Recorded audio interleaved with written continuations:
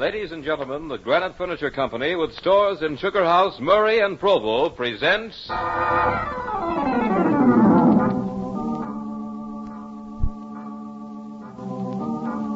Hall of Fantasy.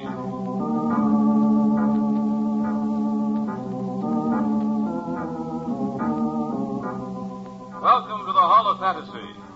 Welcome to the series of radio dramas dedicated to the supernatural, the unusual, and the unknown. Come with me, my friends. We shall descend to the world of the unknown and forbidden, down to the depths where the veil of time is lifted, and the supernatural reigns as king. Come with me and listen to the tale of The Mark of Shame.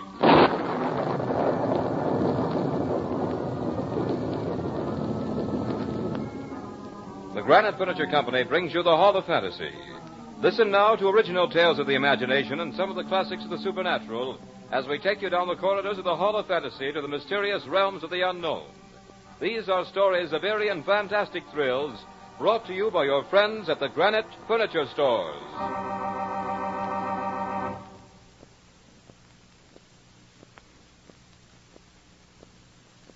And now for tonight's story, an adaptation by Robert Olson entitled The Mark of Shame.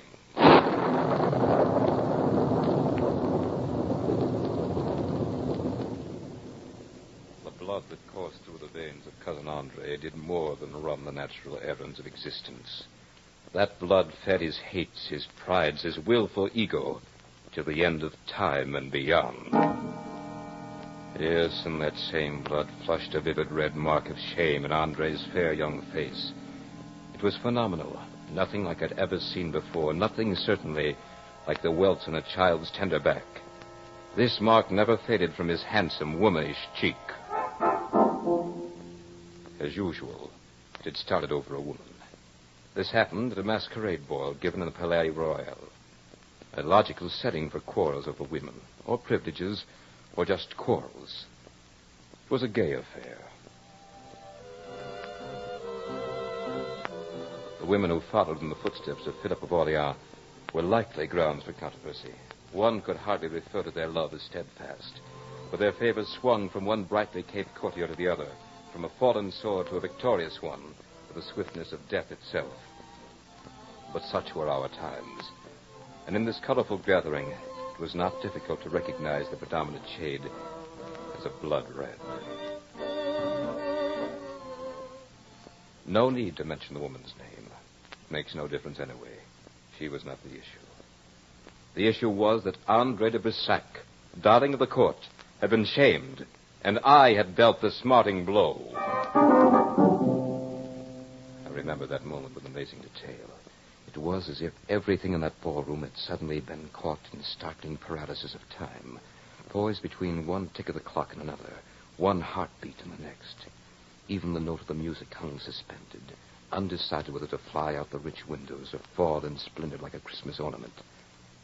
I remember the dancers caught midway in a step, their faces turned toward me, the frozen gasp of the woman in question, sound that seemed barely to clear her lips, and paused in the awful highlight of that instant. And in Andre's eyes, poised the sharp, tempered steel of hatred and humiliation. Then, as if some unseen conductor waved the baton, the room was once more animated. The clock completed its tick, the heart its beat, and the note its soaring flight. The hatred of Andre de Brissac flushed from the eye to the heart to the brain, thence to the voice that made it live in my memory forever. But the most amazing phenomena occurred a moment later, while he still stared at me. For to Andre, there came a crimson blush of shame, clearly outlined by the very form of my hand, in the exact spot where it had landed a flashing, stinging slap.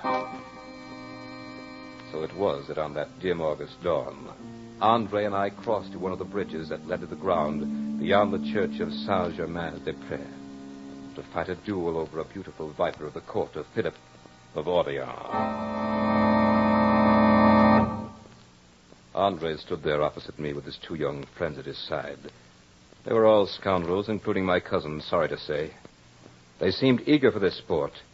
We must have made a strange sight in that golden sunrise hour. We had just come from the Regent Saloon, still in the costumes we'd worn the night before. I was adorned, if adorn is the proper word for it, as a Mississippi Indian, Well, Andre wore a unique hunting habit, copied from a portrait that hung in the library of Puy-Verdun, the family chateau. The orange and purple of his adornment looked pale in this early light. The mark on his face was all the more vivid. I am ready, cousin. Andre, when this is over, no matter what happens, will you promise me one thing? Please. When this is over, one of us will be standing, the other dead. That's the only promise I care to make now. That's true, Andre. But you forced me into a situation for which I have no appetite. I'm a soldier, Andre. It is my business to cut down my enemy. Now, I'm the better swordsman. That's why we must talk now or not at all. Then if you don't mind, cousin, we'll make it not at all. As for your being a better swordsman, you'll do me the honor of proving your skill. Your curly locks have sabotaged your good judgment, sir. The captivating ladies of the court shall miss their nimble-tongued darling. Oh, but they shan't miss his boorish cousin. Enough of this. On guard. On guard, cousin. You stand well, my merry fellow of fortune. But I could teach you much. Conserve your breath, cousin. Ah, your beautiful face, Andre. Your parry was poor. I saw it tipped with crimson. Your lovely powder bear would swoon to see that. It goes ill for you, I fear. You glowed over a scratch. Andre was really quite skillful, but not skillful enough. My contention that the court's fencing master could never compare to the art of learn or die brutality of battle proved correct. I mortally wounded Andre, and instantly I was mortally sorry. Life had been sweet for him as he lay there on the ground, the golden morning sun giving his beautiful features a pitiful glow. I thought I saw a look of despair come into his eyes. He realized that his lifeblood was ebbing away like a tide that would never return. He beckoned to me, and I walked over to him and knelt at his side. Andre, forgive me. Listen to me, Hector de Berzac. This is not the end of us. I am not done with the earth.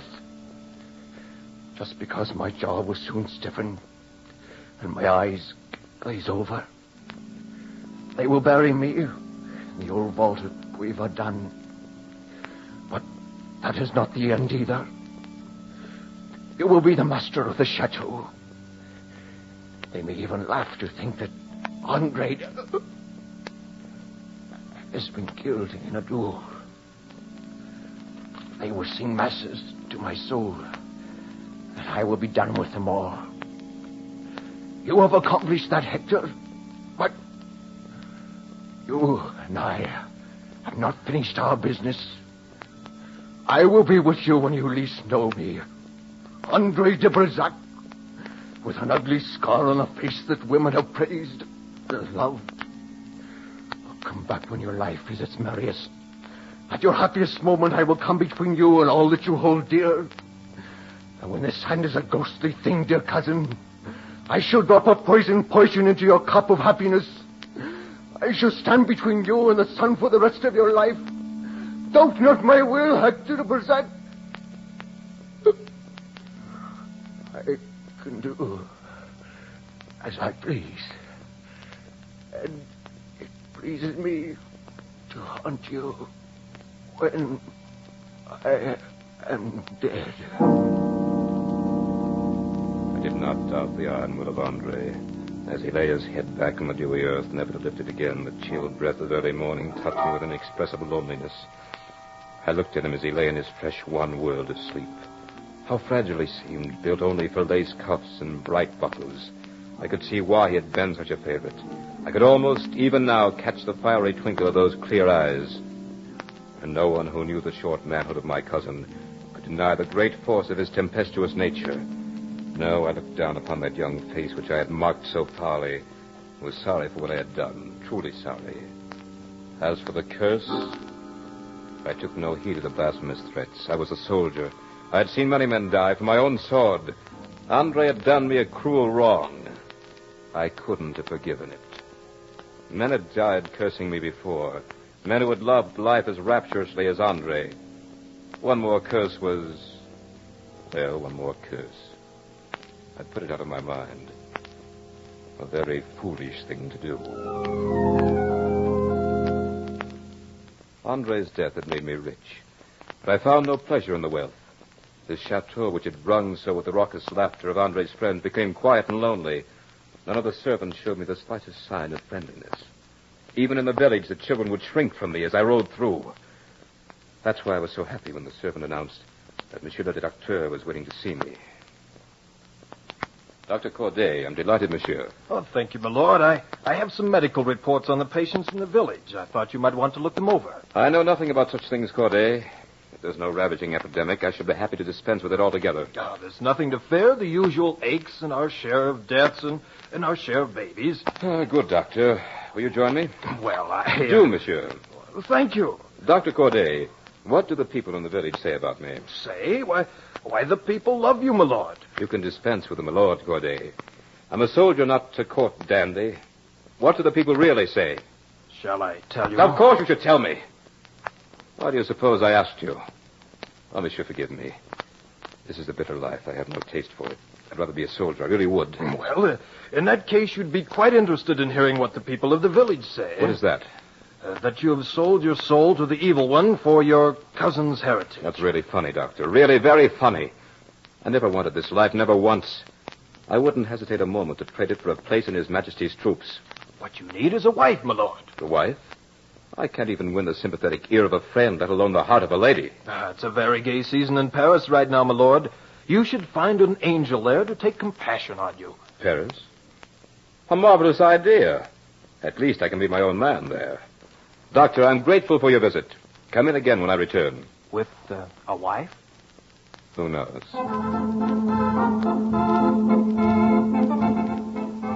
In Paris, I ran into an old comrade, a sulky, sour old captain of dragoons.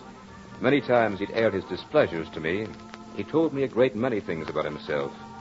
But one thing he should have talked about, he never even mentioned. That was that he had a perfect sunbeam for a daughter. That her name was... Can you hear the music as I say it? Eveline. Eveline Le Calais. Eveline, I've been a fool. Is it wise to tell me, monsieur? Wise or not, I must. Eveline, I've been a soldier all my life. I know little about what pleases a lady. When I take your hand, I'm filled with the fear that you will not feel as I do, that there's someone else. There is no one, monsieur. Thank heaven. Eveline, I've wasted the best years of my youth worshipping a wicked woman who cheated me and finally made a fool of me. She was the fool, monsieur. Bless you for saying that, Eveline. Well, you must know what I'm trying to say. I'm told women do know. I love you, Eveline. I want you to go back to Puy-Verdun with me. Oh, monsieur. As my wife. Will you? You will have to speak to my father. Forgive me, but I already have. Oh, you are a soldier, monsieur. But what is your answer, Eveline? I will marry you. Oh, Eveline, my adorable one. This is... Yes, go on. Is anything the matter? No. No, of course not. This is the happiest moment of my life.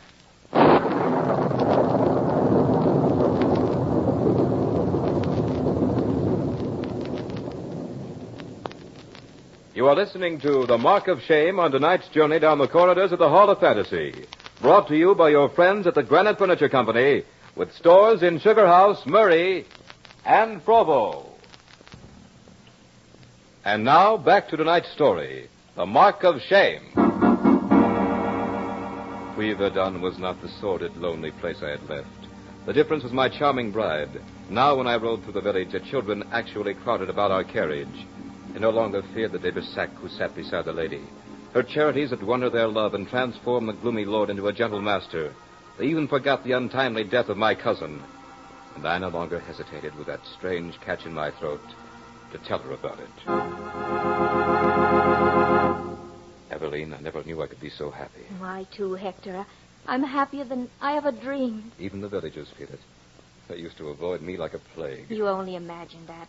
Why should they avoid such a gentle master? Maybe it's because you've made me so, Eveline. I feel like a traveler who's just been transplanted from the frozen Arctic wastes to the heart of some green and friendly valley. It's almost... Oh, I don't know, darling. Sometimes I doubt it. Why, dearest? It seems almost fantastic to be so happy. I could be aroused so rudely at any moment with the coarse shout of reality. You aren't dreaming, husband. I won't allow it. For you know, if you were, I would be too, and I wouldn't like that. See what I mean? Nothing like this ever happened to me before. It's like standing in the bright sun. Hector? Yes? Who's the lord of the chateau nearest to this? What? Who is he, Hector? Darling, don't you realize that this is the only chateau within 40 miles? That's strange. Why? Because I saw him again yesterday. Him? Whom did you see? I don't know now. Suppose you tell me about it. Well, in my walks about the park and woods in the past month, I keep meeting a man who appears to be of a noble rank. Of noble rank? Are you sure you don't mean a peasant? No. His dress and his bearing was that of a nobleman.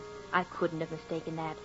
I imagined that he must occupy some chateau near Puy-Verdun. That's not possible, Eveline. We're in the heart of a desolate region. No, that couldn't be possible. Well, come here a moment.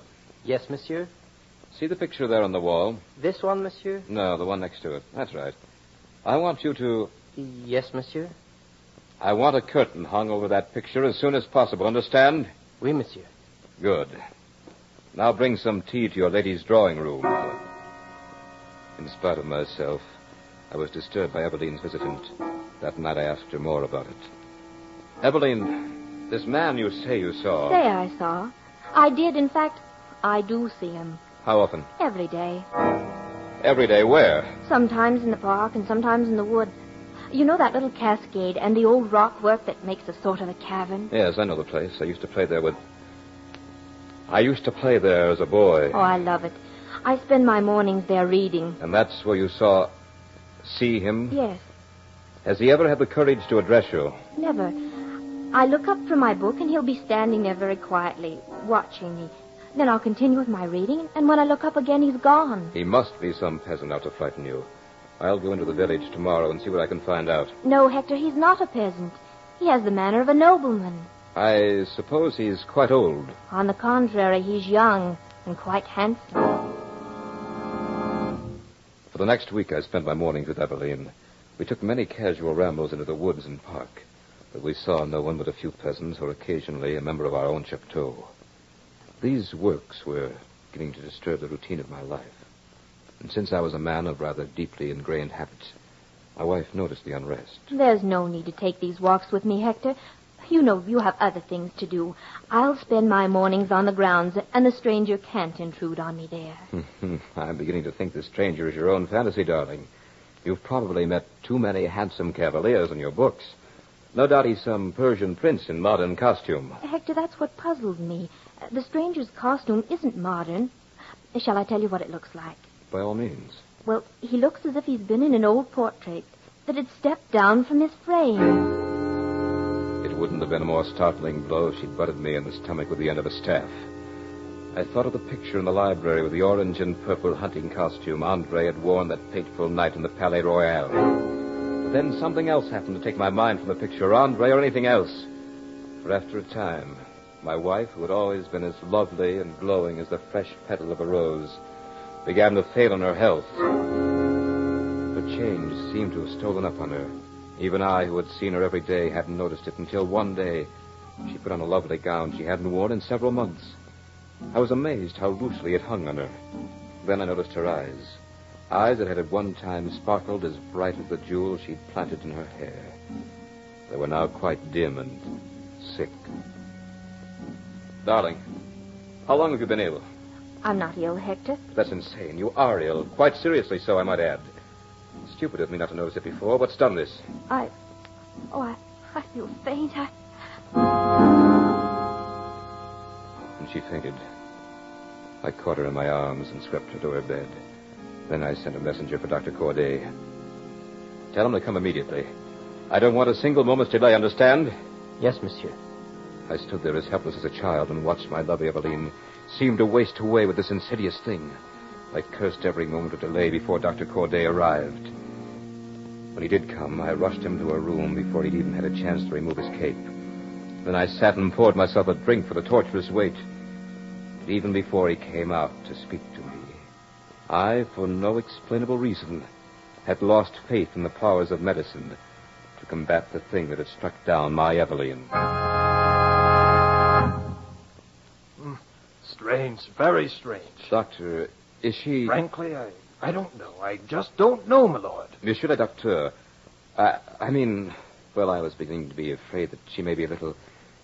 Well, Dr. Corday, this isn't easy to say. Well, then, let me say it for you. You're wondering if she's insane. Let me assure you that she is not. Oh, thank heaven. She's been seeing some... Well... Oh, you mean this strange visitant? Oh, yes, she spoke of it. It's possible that she may be suffering from some sort of illusion at that. But she's so rational on all the other accounts. I think that this person is quite real, at least to the eye. Usually, a monomaniac tells very incoherent stories of their illusions. Hers is no such thing. She speaks as calmly and rationally as you and I. Are you positive that there is no one who can encounter her in her walks about the garden? I don't see how. The moat is 10 feet wide and continually flooded with water. Raoul keeps the lock secured day and night. No, I don't see how it's possible. Well, perhaps someone related to your household in some way. A young man with a fair womanish face and a crimson scar that looks as if it might have been the mark of a violent blow. Oh, no. The dress doctor. How is he dressed? In a hunting costume. A purple and orange hunting costume. Doctor, this... Oh, no. What can I do? Right now, my lord, you'd better go in and see Lady de Bersac. She's asked for you. Darling, how are you? Oh, Hector. Evelyn, why haven't you told me? The doctor says you've seen the stranger again. I see him every day. That's what's killing me. I rushed down the library, took down the portrait, and showed it to my wife. She looked at it and trembled like a leaf. She clung to me as if she were about to fall into some nameless chasm. It's witchcraft. The costume is the very same. Then she described his face to me, line for line, even to the cruel mark my hand had left. I knew that Andre de Bersac had come back to keep his promise. I took Evelyn away. We traveled through the southern provinces and on into the heart of Switzerland. I wanted to outdistance the phantom. It was no good. He followed us everywhere we went. Never did I see him. Always Evelyn. That type of vengeance had Andre's touch. He used my wife's innocent heart as his cruel weapon. His constant, unholy intrusion was destroying her. Nor could I shield her or drive Andre from her. He's here even now, Hector. As you stand there and I here, he stands between us. He'll never let me rest nor let me forget him. Thus it was I fought like a madman against something I couldn't see, fought through this terrible void to get back to the side of my beloved wife. And then, a short time later, we were in a Tyrolean village. It was a brilliant moonlit night. I was about to speak a word of encouragement to Evelyn when she spoke. Hector, I'm going to tell you something so strange and terrible that you'll probably hate me forever. Hate you? Why, my poor darling. Oh, no, please don't sympathize with me. I won't be able to tell you, and I must tell you, I must. Darling, you're just tired. What you need is some rest. Hector, I'm dying. No. No, Evelyn, you're not. Yes, I know it. That's why I must say what I have to say. I won't listen. You must listen. At first, when I began to see the stranger in the park, I shrank from him. He seemed terrible to me. Day after day he came. Then one day I wasn't afraid anymore. I found that I was thinking about him, watching for him. Then for a while I didn't see him. Was that when I was with you? Yes. Even then, when I was with you, I found that I was desolate without him. Evelyn, you don't know what you're saying. Oh, believe me, Hector, I do. I wouldn't blame you if you killed me. But I began to count the hours to the time when I'd see him next. He took all the old joys from my heart and left me nothing but the unholy pleasure of his presence. Now, Hector, curse me, kill me, anything. Only know this. Whatever it was, witchcraft, the imperfections of my heart, I don't know. I only know I fought against it and couldn't win. Now I'm dying, and, oh, forgive me if you can. Forgive you? What is there to forgive, my darling? This is no work of yours. Oh, Evelyn, my wife, forget everything but that you're in my arms. Forget everything except that we love each other. I'm dying, Hector. I'm dying. No. Fight it, Evelyn. Please try to fight it. I need you. I can't live without you. Forgive me, Hector. I want to die. I want to be with him. Her eyes fluttered and she was gone. Something more than the cruel lash of her words hit me. Even though I was barely conscious, I felt it. I got up and ran to the mirror. Sure enough, there it was. That vivid outline of the hand, full across my cheek. So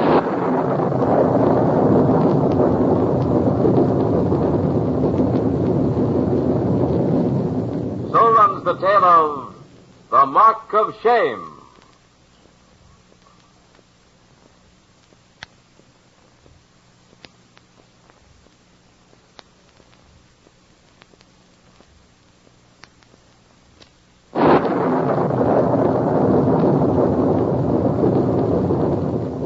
Remember to join us next week at the same time for another journey down the corridors of the Hall of Fantasy.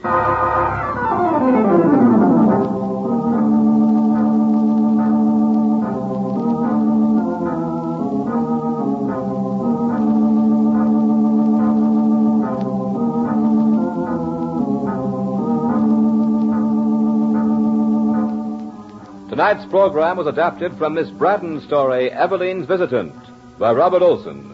Heard tonight were Richard Thorne as Hector, Beth Calder as Eveline, Archie Hughley as Andre, Ken Jensen as Dr. Corday, and Michael Orogo as Rowell. Musical background was provided by Earl Donaldson. The engineer was Nephi Sorensen. These programs are produced and directed by Richard Thorne.